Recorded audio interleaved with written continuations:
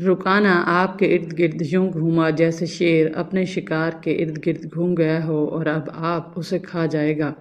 ہجوم رسول اکرم صلی اللہ علیہ وآلہ وسلم کا مذاق اڑا رہا تھا۔ مسلمان خاموش تھے، وہ دل ہی دل میں اللہ کو یاد کر رہے تھے۔ انہوں نے اپنی تلواروں کے دستوں پہ ہاتھ رکھے ہوئے تھے۔ پھر نہ جانے کیا ہوا، رسول اکرم صلی اللہ علیہ وآلہ وسلم نے کیا داؤ کھیلا۔ ابن الاثیر کہتا ہے کہ آپ نے رکانہ کو اٹھا کر زمین پر پٹخ دیا۔ رکانہ زخمی شیر کی طرح اٹھا اور ہرا کر آپ صلی اللہ علیہ وآلہ وسلم پر حملہ آور ہوا۔ آپ صلی اللہ علیہ وآلہ وسلم نے پھر وہی داؤ کھیلا اور اسے پٹخ دیا۔ وہ اٹھا تو آپ نے اسے تیسری بار پٹخا۔ بھاری بھرکم جسم 3 بار پٹخا گیا تو کشتی جاری رکھنے کے قابل نہ رہا۔ رکانہ سر جھکا کر اکھاڑے سے نکل گیا۔ ہجوم پر سناٹا طاری ہو گیا اور مسلمان ننگی تلواریں اور برچھیاں ہوا میں لہرا لہرا اور اچھال اچھال کر نعرے لگا رہے تھے۔ چچا رکانہ، رسول اکرم صلی اللہ علیہ وآلہ وسلم نے للکار کر کہا، اپنا وعدہ پورا کر اور یہیں اعلان کر کہ آج سے تو مسلمان ہے۔ رکانہ نے قبول اسلام سے صاف انکار کر دیا۔ یہ طاقت جسمانی نہیں تھی۔ خالد نے نخلستان میں لیٹے لیٹے اپنے آپ سے کہا، رکانہ کو یوں 3 بار پٹخنا تو دور کی بات ہے، اسے کوئی پچھاڑ بھی نہیں سکتا تھا۔ رسول اکرم صلی اللہ علیہ وآلہ وسلم کا تصور خالد کے ذہن میں نکھر آیا۔ وہ آپ صلی اللہ علیہ وآلہ وسلم کو اچھی طرح سے جانتا تھا، لیکن اب وہ محسوس کر رہا تھا جیسے وہ محمد صلی اللہ علیہ وآلہ وسلم کوئی اور تھے جنہیں وہ بچپن سے جانتا تھا۔ اس کے بعد آپ صلی اللہ علیہ وآلہ وسلم نے جو رخ اختیار کیا، اس میں خالد آپ صلی اللہ علیہ وآلہ وسلم کو نہیں پہچانتا تھا۔ نبوت کے دعوے کے بعد خالد کی آپ صلی اللہ علیہ وآلہ وسلم کے ساتھ بول چال بند ہو گئی تھی۔ وہ آپ صلی اللہ علیہ وآلہ وسلم کے ساتھ دو ہاتھ کرنا چاہتا تھا، لیکن وہ رکانہ کی طرح پہلوان نہیں تھا۔ وہ میدان جنگ میں لڑنے والا اور لڑنے والوں کی قیادت کرنے والا جنگجو تھا، لیکن اس وقت مسلمان فوج کی طاقت میں لڑنے کے قابل نہیں تھے۔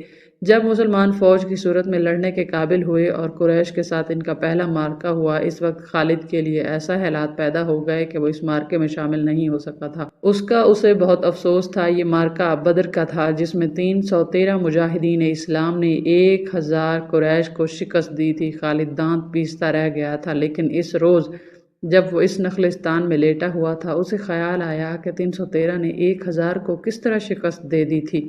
اس نے شکست کھا کر آنے والوں سے پوچھا تھا کہ مسلمانوں میں وہ کون سی خوبی تھی جس نے انہیں فتح یاب کیا تھا۔ خالد اٹھ بیٹھا اور انگلی سے ریت پر بدر کے میدان کے خد و خال بنا کر قریش اور مسلمانوں کی پوزیشنیں اور معرکے کے دوران دونوں کی چالوں کی لکیریں بنانے لگا۔ باپ نے اسے فن حرب و ضرب کا ماہر بنا دیا تھا۔ بچپن میں اسے گھوڑ سواری سکھائی، لڑکپن میں اسے اکڑ اور منہ زور گھوڑوں کو قابو میں لانے کے قابل بنایا۔ نوجوانی میں وہ شاہ سوار بن چکا تھا، شرط سواری میں بھی وہ ماہر تھا۔ اس کا باپ ہی اس کا استاد تھا۔ اس نے خالد کو نہ صرف سپاہی بلکہ سالار بنایا تھا۔ خالد کو جنگ و جدل اتنی اچھی لگی کہ وہ لڑنے اور لڑانے کے طریقوں پر غور کرنے لگا اور جوانی میں فوج کی قیادت کے قابل ہو گیا تھا۔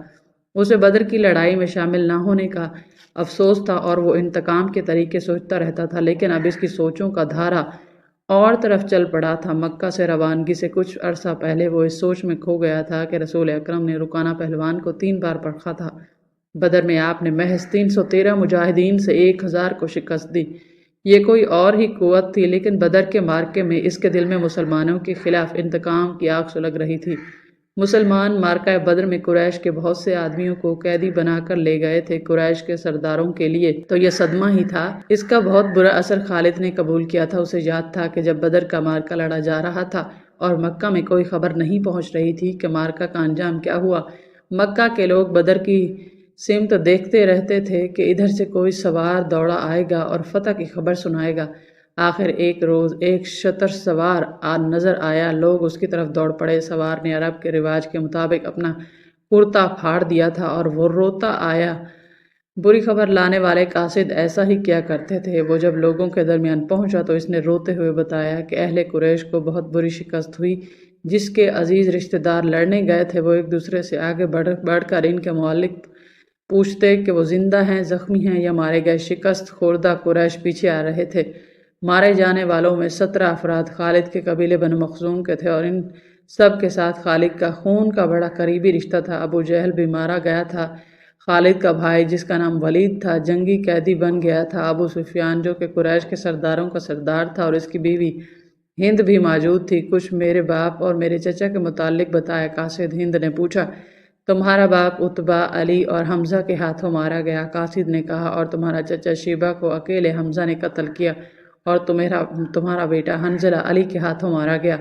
ابو سفیان کی بیوی ہند نے پہلے تو علی اور حمزہ کو بلند آواز سے برا بھلا کہا، پھر بولی، اللہ کی قسم میں اپنے باپ اور اپنے چچا اور اپنے بیٹے کے خون کا بدلہ لوں گی۔ ابو سفیان پر خاموشی طاری تھی۔ خالد کا خون کھول رہا تھا۔ قریش کے 70 آدمی مارے گئے تھے اور جو جنگی قیدی ہوئے ان کی تعداد بھی اتنی ہی تھی۔ خالد اٹھا، دری جھاڑ کر لپیٹی اور گھوڑے کی زین کے ساتھ باندھ کر سوار ہوا اور مدینے کی سمت چل پڑا۔ اس نے ذہن کو یادوں سے خالی کر دینا چاہا، لیکن اس کا ذہن مدینہ پہنچ جاتا جہاں رسول اکرم صلی اللہ علیہ وآلہ وسلم تھے اور جو تبلیغ اسلام کا مرکز بن گیا تھا۔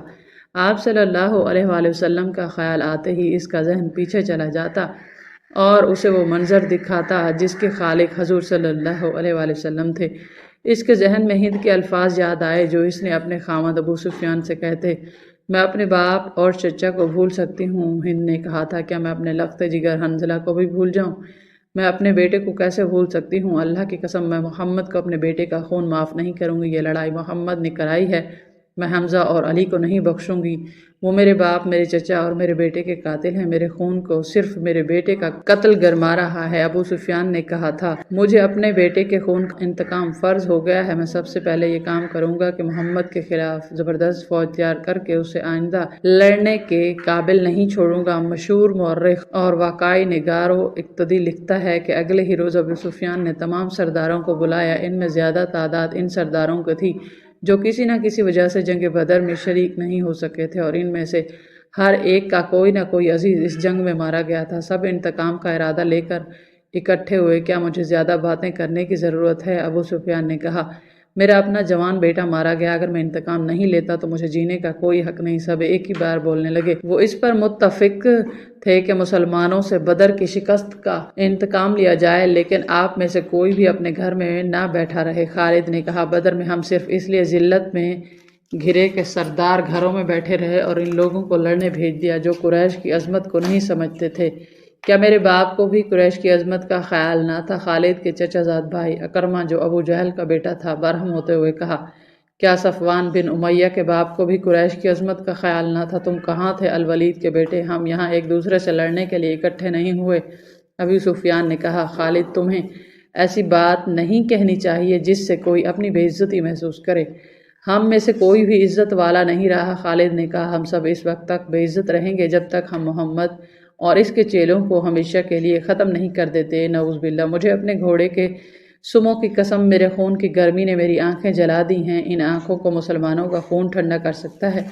میں پھر کہوں گا کہ اب سردار آگے ہوں گے اور میں جانتا ہوں کہ میں میدان جنگ میں کہاں ہوں گا، لیکن جنگ میں ہمارا جو سردار ہوگا میں اس کے حکم کا پابند رہوں گا، اور اگر میں سمجھوں گا کہ مجھے سردار نے ایسا حکم دیا ہے جو میں نقصان دے گا تو میں ایسا حکم نہیں مانوں گا۔ سب نے متفقہ طور پر ابو سفیان کو اپنا سردار مقرر کیا۔ اس سے پہلے ایک روز پہلے اہل مکہ کا ایک قافلہ فلسطین سے مکہ واپس آیا۔ یہ تجارتی قافلہ تھا۔ مکہ کے باشندے خصوصاً قریش کے ہر خاندان نے اس تجارت میں حصہ ڈالا تھا۔ اس قافلے میں کم و بیش 1000 اونٹ تھے اور جو مال گیا تھا اس کی مالیت 50,000 دینار تھی۔ قافلے کا سردار ابو سفیان تھا جس نے 50,000 پر 50,000 دینار منافع کمایا تھا۔